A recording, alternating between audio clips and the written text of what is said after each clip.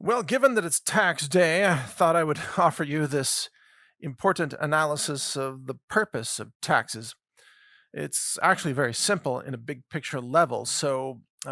Taxation is designed to take money away from people and create poverty, while money printing is the opposite. It's designed to create money from nothing and hand it out to those that the regime wants to make wealthy. And that's pretty much it. That's it. Taxation is not designed to fund the government in any way whatsoever. I mean, that it's a complete lie. Anybody who tells you, oh, the government needs your tax money to fund itself and to build roads. I mean, are they idiots? You'd have to be a complete idiot to believe that. Number one, the government, of course, creates money whenever it wants. It prints money. And I mean, it does it every time it's doing bailout money. So obviously, they don't need your money. The purpose of taxation is to keep you down and to prevent wealth mobility. They don't want you to have options. They don't want you to have enough. They don't want you to have savings that you can count on so that you stop working, you see. They don't want you to have free time on your hands. You might get educated. You might start a revolt against the tyrants and oppressors, you see. They want you to be so busy working and paying taxes and losing money on your dollars in the bank and panicking over inflation that you don't have time to think about an uprising or a revolt or anything of the kind. It's just designed to keep you down. Taxation is theft, it's confiscation. It's designed to keep you down. Now, of course, the government doesn't want you to be able to control how your tax dollars are spent within the government either, you see. I mean, imagine if there were a taxation system where at least you had sort of a say in how your money's used. Let's say that you were taxed to the tune of, I don't know, $100,000 or whatever. And out of that 100 grand, you could designate, oh, I want this much to go to, the military. I want this much to go to roads or this much to schools, whatever. That would be a disaster for the government because no one would want their taxes to go to the FBI or the DOJ or the FDA or the CDC or interest on the debt. But what if you could designate that? What if we, the people, had programmable money so that the government could only spend our tax dollars in ways that we determined? Where we say, hey, no money to buy healthcare for illegal aliens. How about that? That would be programmable money where we control how it's spent. But instead, the government is trying to implement exactly the inverse of that, which is government programmable money to control how you spend your own money that you already earned. That's called central bank digital currencies, CBDCs. And that's what's coming. A digital currency surveillance and control grid. You will be enslaved by the mark of the beast digital money system. So when the government takes money from you, they get to spend it however you want. But when you make money, you're not allowed to spend it the way you want. Because, of course, you're a slave to the system. You're living on a slave plantation, a financial plantation, regardless of your skin color. We're all slaves under this system by design. Dare I say, we are all slaves on the digital cotton plantations of the government massa. And I know that's going to bring up all kinds of horrible memories of slavery. But that's my point. Slavery never ended. It only expanded. Now, you think slavery in America was just people of color, picking cotton in the South plantations. Think again. I mean, it has expanded to people of every color, every race, every gender, in every state, everywhere across the country. We are all slaves on the digital cotton plantation because you don't control the product of your labor any more than did the slaves in, Alabama or wherever the slaves were, all the cotton plantations throughout the South during the, pre-Civil War era. You don't control the product of your labor today. It's taken from you. It's confiscated. And then the government massa also tells you that you're not allowed to learn things. You're not allowed to read certain things because, well, it's censorship now. Just like in the slave plantation days, they would tell slaves, oh, you're not allowed to learn to read, can't have literacy. that might allow slaves, to learn and read and argue for their release and maybe become attorneys and argue in the courts. Oh, can't have that, right? Well, what is it today? Can't let people learn the truth about vaccines or the truth about the financial system. Can't let people learn the truth about World War III and the rigged election in 2020. See, it's the same thing. It's forced illiteracy, except today it's done through Google and Facebook and YouTube and White House censorship, LinkedIn, you name it, all these platforms, including Twitter. So in the 1850s, it was done under threat of being physically and violently whipped or punished or chained. Today it's done under threat of being blacklisted, censored, defamed, deplatformed, fired from your job, and so on and so forth. It's the same system. It's just more sophisticated and way bigger than it ever was before during the actual slave plantation days. You are a slave, Neo. What's the quote from The Matrix? You were born into a prison, a prison of your mind. You can't even see the bars of the prison because it's the prison you were born into. You don't even recognize it. That's true for most Americans. They can't see the bars of the prison. They think that, oh, they have to pay their taxes to fund the government, to provide the services that we need, the schools and the roads. No, federal money barely touches any of those projects. Most of the federal money goes to, well, frankly, entitlement programs and interest on the debt and military budget, which goes to private weapons contractors that make a killing by making weapons that carry out killing. for provoked wars that didn't need to happen but were provoked by the West. The whole system's rigged against all of us. It's so rigged, in fact, that even as the dollar loses value and inflation goes up, wage inflation also increases, which will slide you into a higher and higher tax bracket. That's right. So they're going to collect more of your money because each dollar that you earn is worth less and less. So you're going to end up paying higher and higher percentages of your income that you worked for. They're going to take it from you by force.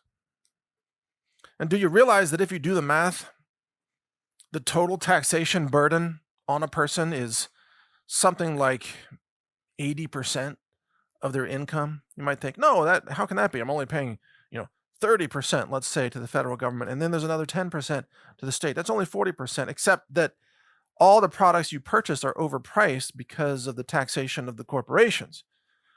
So you're paying taxes indirectly through higher priced goods because those companies are paying taxes. They're paying inventory taxes, business taxes, payroll taxes. Oh, yeah, and also you're paying Social Security taxes and Medicare taxes and so on. Then you're paying property taxes, which is a form of rent for the property that you think you own. And then on top of that, you're also paying your own business inventory taxes and retail sales taxes if you actually own a company or you sell anything, including at a farmer's market. And if you purchase gasoline or diesel, you're also paying taxes on the gas. There's nothing that you consume that isn't touched by taxes multiple times in the supply chain because the government wants a piece of every transaction. Every transaction. But the biggest tax of all in the long run is, of course, the erosion of the dollar. The dollar has lost something like, 96% of its value since 1971, something in that range. And since 1913, the creature from Jekyll Island, the dollar has lost, 99% of its value? How's that for a tax? Oh, we won't take everything you own. We'll only take 99%. So these are the invisible taxes that most people don't calculate because they don't understand how money printing or expansion of the money supply is a form of taxation and theft. So if someone sits down in a spreadsheet, tries to figure out all the taxes they pay, federal, state, property taxes, gasoline taxes, taxes on retail sales taxes, and taxes on the goods that they bought, those manufacturers had to pay taxes and so on, they wouldn't come to 80%. You have to factor in the tax of money creation, which is, the final tax. That's how they get you in the end. Everything you hold in dollars will go to zero eventually. And right now it's heading there rather quickly. And if you pay tax on money and then you save that money and you decide to invest it into other people's businesses through the stock market, for example, and then you earn a return on that, well, guess what? You pay taxes on that gain, capital gains tax, which the Biden regime wants to raise to what, 28%. So you don't even get to keep a significant portion of the gain that you made in the stock market. But if you lose money in the stock market, the government doesn't pay you back. So it's like you're at a casino, you're playing blackjack. And if you win the hand, the government's like, give us our share. If you lose a hand, the government's like, you're on your own. Good luck. Sorry about that loss there, buddy. And those of you who own a business, you know that the government makes you pay taxes on profits that don't even exist because they won't let you write off expenditures that you've had to make. For example, when we pour concrete to expand our building, we might spend $500,000 on concrete. That's a business expense, right? You should be able to deduct that because you just spent all that money. You shouldn't have to pay taxes on that money. You spent it. It's gone. It's the cost of doing business. But no. The IRS says you can't write all that off. You have to use like a 20 or 30-year depreciation of that write-off. You can only write off like 1/20th of that concrete cost this year, which means that we're going to count the rest of the money that you spent on the concrete. We're going to count that as profit, even though you don't have that profit. It doesn't exist. You don't even have that cash because you spent it on the concrete. But the IRS says, no, that's profit. So go ahead, pay tax on what is it, $475,000 worth of profit that you don't have. And you're like, well, where am I going to get the money to pay the tax on that? They're like, oh, that's your problem. We're the IRS. We don't care where you get it, but you better get it, or we'll just seize it. After this society collapses, which, mercifully is coming soon, because the human suffering that's caused by this system is just immeasurable. But if we are to have a free and fair society, there should be no mandatory taxation whatsoever. Government services should be engaged on a voluntary basis. Oh, if you want to use the roads, you can pay a toll on the roads. If you want to send your kid to the school, you can contribute to that school. If you think the FBI is doing great work, then you could make a donation to the FBI. That's fine. But none of this should be coerced. In fact, the original taxation laws or rules in the Constitution said that the federal government could only tax imports. That's it. Just imports. It's an import tax. Goods coming into the country, okay, you can tax that because you control the borders, or at least, theoretically. Not anymore. But there was nothing in the original Constitution that allowed the government to extract income taxes from the population at large. And when the tax was even first introduced in that way, it was supposed to be something like a 3% tax only on the wealthiest people in society, like the uber wealthy at that time. And that's what was actually passed by the Senate and the House, the legislative bodies, early on in the 20th century. And then, of course, it expanded to the point where now it's just massive taxation of everything. And you're just working on a slave plantation for the government massa. That's where we are now. That's why I find it fascinating that California wants to pay slave reparations to people of color living today who were never slaves under, plantations. But there's no discussion of the federal government paying reparations to the actual, financial slaves, wage slaves that all of us are. If you're working for a living, you're a wage slave. No reparations for that. That one would be easy. Give us our money back. How about that? How about they add up all the federal taxes you ever paid and they just give it back to you? Plus interest and real interest, real cost of living adjustments, not the BS 2% or 6%. No, inflation's like 15, 20% right now, maybe more. Give us back compounded 20% interest. How about that? Give us back all the money we ever paid to the system. That would be reparations. And frankly, everybody would do well. Of course, that is, until the prices showed up at the grocery store, because everything would go up 10 times because too much money flooding the system. But at least the money would be in our hands instead of the government's hands. But ultimately, you have to just stop the money printing because that's the source of this problem. You have a Federal Reserve that isn't federal, it's not owned by the government, it's not run by the government. We don't get to elect the people that run it in any way whatsoever. And they just print money. Well, they print debt. They print currency, which is debt. That's the source of the problem. Until we get to an honest money system, no one will ever be free. No wage earner will ever be free to keep the product of their labor, which by definition means we are all slaves. So until we own the product of our labor, we are not free men and women. And I aim to help create a free society. And what's clear to me is that a free society will have to have a system of money that cannot be controlled by the government. Think about that. Think about that. What system of money cannot be controlled by the government? That is, it's impossible for the government to control it. Well, it has to be, by definition, a decentralized money system. It has to be a system powered by we the people, rather than dominated and run by the government and its cronies and its cartel crooks, banksters, you name it. So obviously, it can't be a national currency. It has to be something different. It has to be, well, an alternative currency. It has to be something that can be traded easily and quickly and seamlessly across national borders, something that in the digital age can actually be transmitted electronically and cleared electronically. I wonder if systems like that exist. And they do. They do exist. And they're becoming more mature every day. And they're called privacy coins, by the way.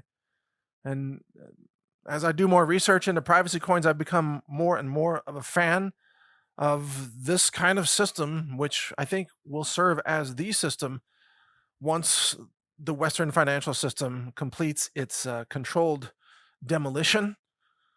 The dollar will go to zero, Western banks will collapse, Western governments will implode. And rising out of the ashes of that catastrophic event, people will need something that works, something that can't be confiscated, something that allows them to keep the product of their labor. Guess what that would be? Oh, that's right, privacy coins. Digital currency powered by we the people. And probably a pretty good mix of local gold and silver, or even gold-backed currencies or silver-backed currencies.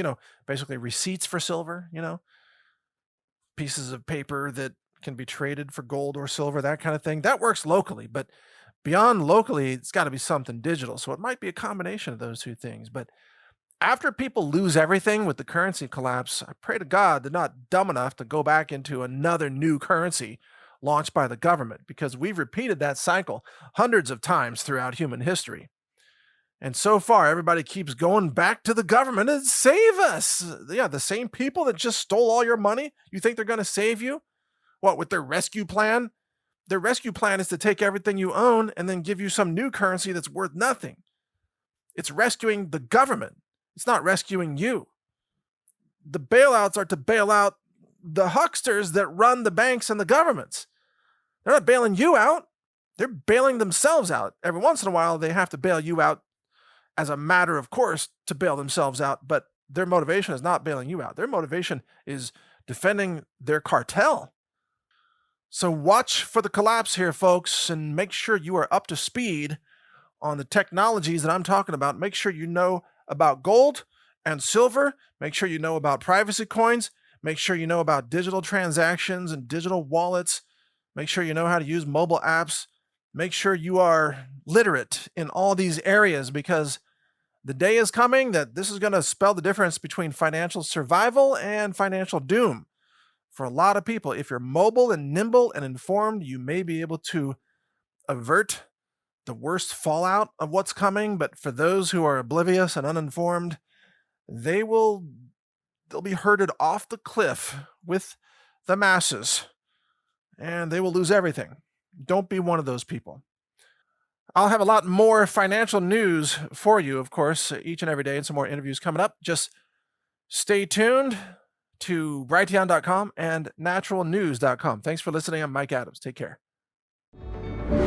A global reset is coming, and that's why I've recorded a new 9-hour audiobook.